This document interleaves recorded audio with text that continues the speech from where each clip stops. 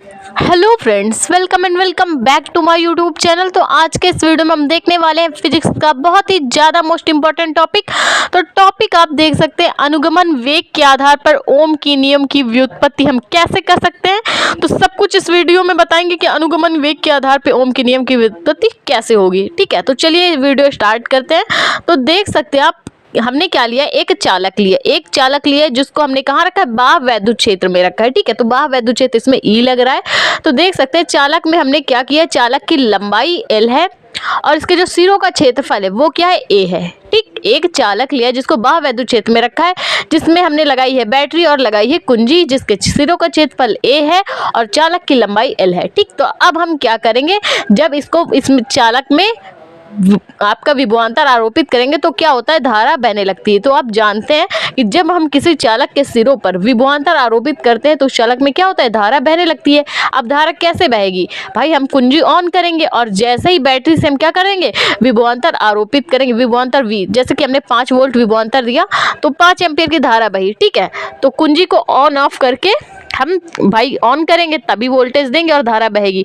तो अभी तक क्या था कि चालक में जो इलेक्ट्रॉन थे वो सो रहे थे, लेकिन हमने जैसे ही वोल्टेज लगाया कि इतने वोल्ट का हमें करंट देना है, तो जैसे ही हम इसमें परिपथ में धारा बही तो इलेक्ट्रॉन क्या होने लगे, चारों तरफ घूमने लगे। और जब चारों तरफ घूमेंगे तो उनमें हो जाएगी टक्कर, और टक्कर के कारण जो सूक्ष्म वेग उत्पन्न होगा वो क्या कहलाएगा, अनुगमन वेग वीडी। टक्कर के कारण जो वेग उत्पन्न होता है, सूक्ष्म वेग, वो क्या कहलाता है, अनुगमन वेग वीडी। तो हमें क्या करनी है, अनुगमन वेग वीडी से क्या करनी, ओम के नियम की व्युत्पत्ति, V is equal to I R वाले सूत्र की व्युत्पत्ति हमें करनी है, जो कि ओम का नियम है। ठीक है, तो देख सकते हैं हमने क्या लिया है, एक चालक लिया है जो कि बाह्य वैद्युत क्षेत्र ई में रखा है, जिसकी लंबाई एल है, सिरों का क्षेत्रफल ए है, बैटरी लगाई हमने, कुंजी लगाई है, और जब बैटरी से विभवांतर आरोपित करेंगे तो धारा बहेगी। तो जैसा कि आप जानते हैं कि विभवांतर हम क्या आरोपित कर रहे थे, विभवांतर V हो और चालक की लंबाई L है। भाई चालक की लंबाई L है और विभवांतर इसमें V लगा रहे हैं, तब वैद्युत क्षेत्र क्या हो जाएगा, क्योंकि हमने इसको बाह्य वैद्युत क्षेत्र में रखा है, E is equal to V upon L। क्या हो जाएगी, वैद्युत क्षेत्र विभवांतर बटे चालक की लंबाई। तो अब हम क्या करेंगे, माना मुक्त इलेक्ट्रॉन, भाई चालक में क्या है, मुक्त इलेक्ट्रॉन उपस्थित हैं।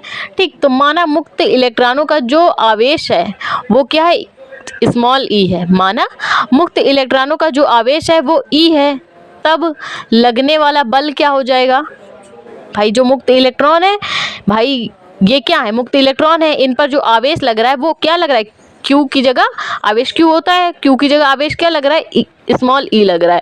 तो यहाँ से क्या हो जाएगा, फॉर्मूला होता है लगने वाले बल का जब मुक्त इलेक्ट्रॉन हो, तो F is equal to Q E होता है। क्यू ई की जगह हम आवेश क्या रखेंगे, स्मॉल ई, और भाई ई कैपिटल ई, तो कैपिटल ई ही रहेगा। इसको हम मान लेंगे समीकरण 2।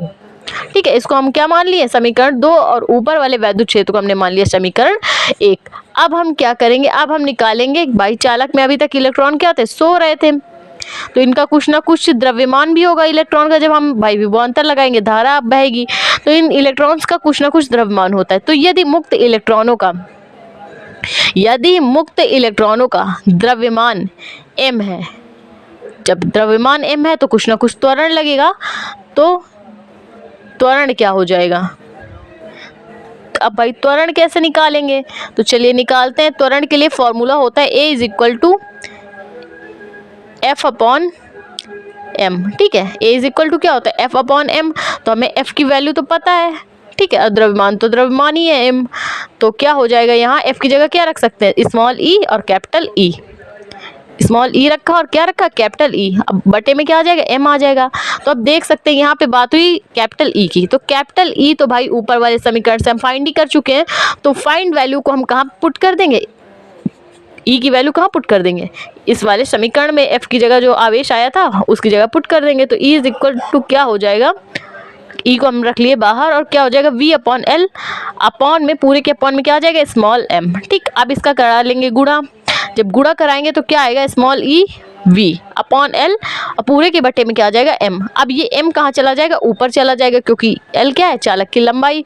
तो यहाँ से त्वरण क्या आ जाएगा, त्वरण A is equal to EV upon ML। ठीक है, अब इसको मान लेंगे हम समीकरण 3। तो देख सकते हैं हमने क्या निकाला, वैद्युत क्षेत्र निकाला, भाई आवेश निकाला मुक्त इलेक्ट्रॉनों पे, और क्या निकाला, त्वरण निकाला। अब हम क्या लगाएंगे भाई, देख सकते हैं इसमें क्या था, चालक में इलेक्ट्रॉनों का द्रव्यमान था, वैद्युत क्षेत्र दिया था, और जब हम विभवांतर आरोपित कर रहे थे तो इस चालक में क्या हो रही थी, धारा भी बह रही थी।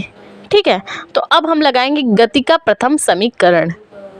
ठीक है, क्योंकि हमें अनुगमन वेग निकालना है, तो पहले हम जब त्वरण निकाल चुके हैं तो गति के प्रथम समीकरण से पहले वेग निकालेंगे। पहले भाई वेग क्या था, जब इलेक्ट्रॉनों पर कोई चार्ज नहीं था, जब इलेक्ट्रॉन सो रहे थे, तो प्रारंभिक वेग क्या था, प्रारंभिक वेग u इज इक्वल टू क्या था, 0। और वेग इसमें वेग कब बढ़ा था, जब हमने बैटरी से करंट फ्लो किया था, विभवांतर आरोपित किया था, धारा जब बही थी तो इलेक्ट्रॉन घूम रहे थे, तो तभी उनमें वेग आया था। इससे पहले इलेक्ट्रॉन क्या थे, सो रहे थे, तो उनका प्रारंभिक वेग क्या है, 0 था। ठीक है, तो चलिए गति का प्रथम समीकरण लगाते हैं। तो गति के प्रथम समीकरण से तो प्रथम समीकरण क्या होता है, v is equal to U plus A T. ठीक है, तो ये गति का प्रथम समीकरण है। तो देख सकते हैं हमें किस किस चीज़ की वैल्यू पता है, हमें त्वरण की वैल्यू पता है और प्रारंभिक वेग u इज इक्वल टू क्या था, 0। तो चलिए वैल्यूज को पुट कर देते हैं। तो v इज इक्वल टू क्या आ जाएगा, 0 प्लस ए की जगह ए की वैल्यू रख देते हैं, तो ये क्या है, EV अपॉन ml, अब ब्रैकेट क्लोज कर देंगे तो t की जगह क्या आ जाएगा, t हो जाएगा। ठीक है, तो चलिए अब इसको सॉल्व कर लेते हैं। तो v इज इक्वल टू क्या आ जाएगा, EV अपॉन ml, और इस t की जगह हम क्या रख सकते हैं, टाउ रख सकते हैं। टाउ क्या होता है, प्रत्यानयन बल आघूर्ण। ठीक है, समय की जगह क्या कर देंगे, प्रत्यानयन बल आघूर्ण लगा देंगे। अब इसको मान लेते हैं समीकरण 4।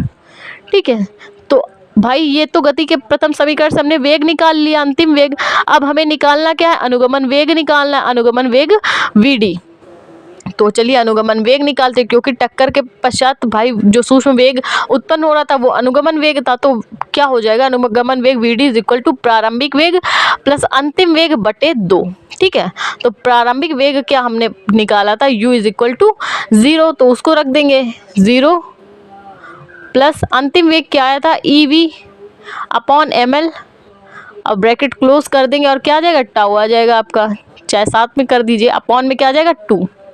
ठीक है, तो भाई 0 तो कोई वैल्यू ही नहीं होती, तो vd इज इक्वल टू क्या आ जाएगा, EV टाउ अपॉन 2ml, ये 2 कहाँ चला जाएगा, ऊपर, ये ऊपर 2ml है। ठीक है, तो ये vd की वैल्यू आ गई। अब हमें क्या करना है, अब हम क्या करेंगे, जब धारा I हो तब अनुगमन वेग क्या हो जाएगा, धारा I is equal to NEAVD।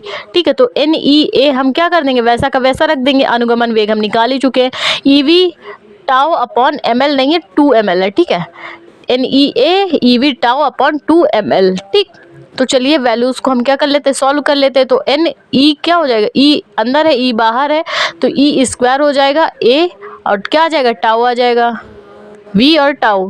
ठीक, अपॉन में क्या आ जाएगा, ml, तो this implies that NE square